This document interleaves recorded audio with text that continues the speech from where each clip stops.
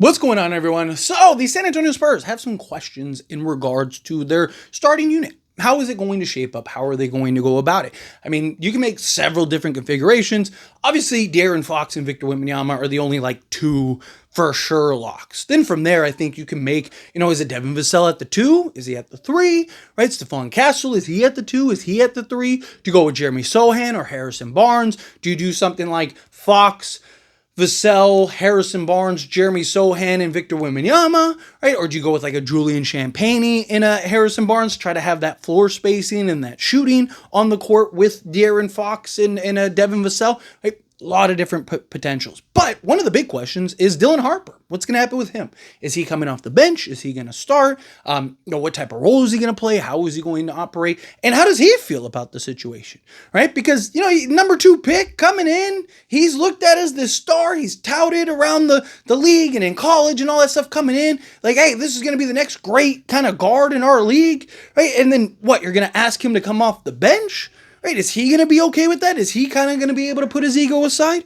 Well, Dylan Harper actually spoke on this recently and gave us how he feels about the situation, which I love to hear. So, Dylan Harper on possibly coming off of the bench for the Spurs. And again, this is from Harper himself.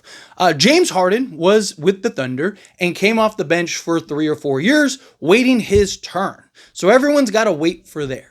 Harper was the number 2 pick in the 2025 NBA draft, and this is via 7 p.m. in Brooklyn.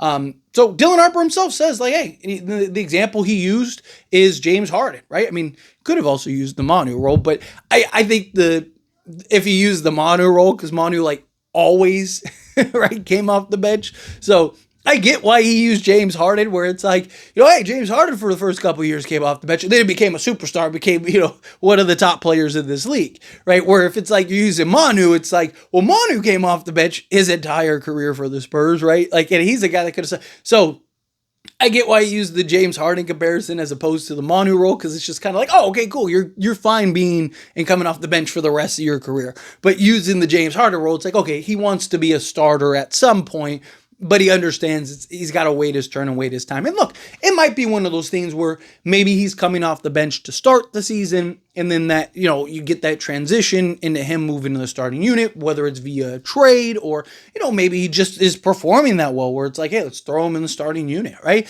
I hope in a lot of ways Mitch Johnson's kind of open to changing and adapting and experimenting, particularly early on, right?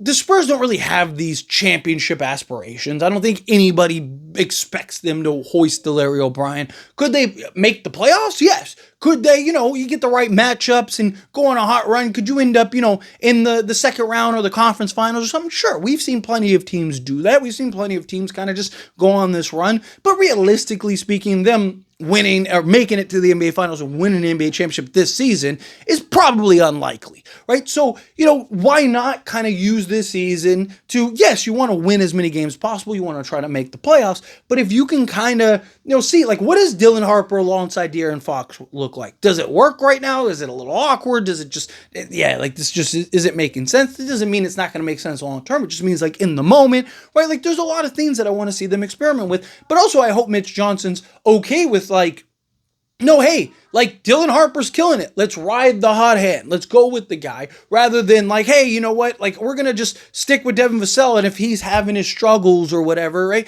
Go with the better player, right? Because my concern is you saw last year after the De'Aaron Fox trade, Mitch Johnson still was starting Chris Paul alongside him, and it's why? I get you guys told him that he would be the starter that year.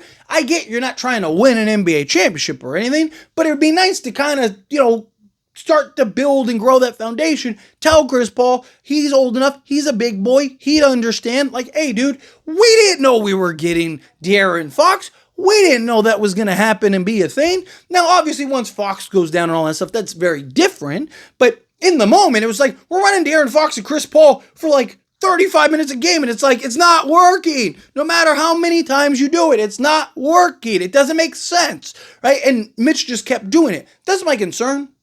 Is say Devin Vassell or, Stephon Castle or whomever is slotted in at that 2 spot, right? It's just not playing up to snuff, and if Dylan Harper is balling out and killing it, right? Like that, they're like, he's a rookie, let's keep him. No, like you should do what's best for the team. What makes the team the best version of itself. Go with that guy.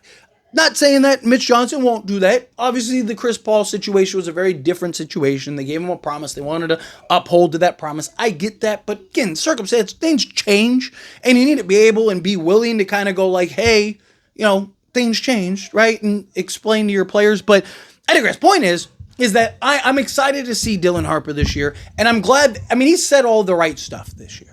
Right, he has. And he's been very mature about some of these, questions and concerns and things like that. And, he's going to come in and it doesn't appear like he's going to be rocking the boat or anything, which is good. Because, again, he's a number 2 pick who is looked at as the next great star in this league and is hyped up and is believed to be this, that, and the other and the foundation of this team. And, he's coming in. He can walk in with that ego and be like, dude, I'm supposed to be the guy. I'm supposed to be me and Wemby. We're supposed to be the guys that are leading this franchise. What's going on? Why am I coming off the bench? Or why am I, not getting X amount of minutes or whatever, right? I don't think he's going to just be comfortable coming off the bench forever, right? Like, I know a lot of Spurs fans, they look at, well, Manu did it. There's a reason everyone uses Manu as the example, right? Even fans of other teams, right, always use Manu as the example because it's an outlier rather than the norm, right? Most guys, even James Harden. It's why do you think Dylan Harper used James Harden and not Manu, who was one of the most famous Spurs ever for that particular role, being that 6th man, because he knows like then people think like I'm okay with being, a 6th man for my entire career. That's not what I want to be, right? At some point he's going to want to move into the starting unit. At some point he's going to look around and go like, hey, dude, I'm supposed to be the guy. It's my time, right? Like how many years? So, he might be comfortable for a year, 2 years, but particularly once you start getting into that next contract, you're going to have to make that decision of him moving in. Right. And again, you have to be willing to make those adjustments and make those changes if they present themselves. If Devin Vassell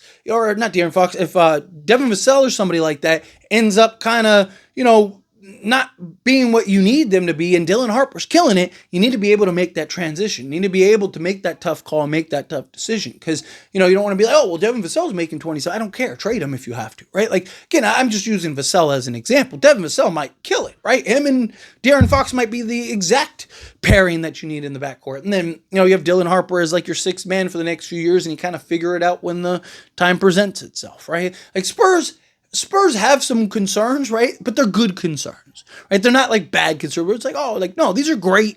Like, hey, there's potential for greatness here from, the 1 through 6 or 7 spot, depending on how guys like, maybe even higher, depending on how like Carter Bryant, Jeremy Sohan, and guys like that kind of continue to progress. So Spurs are in excellent position, but as always, this is a discussion. I pass a question to you. Let me know your thoughts and opinions down in the comments. That being said, if you haven't liked this video, hit that like button. Helps me a lot. So we enjoy these types of videos, and I truly appreciate it. Not subscribe channel, hit that subscribe button. Turn on the bell notifications. Appreciate y'all. See you in the next one. Thank you.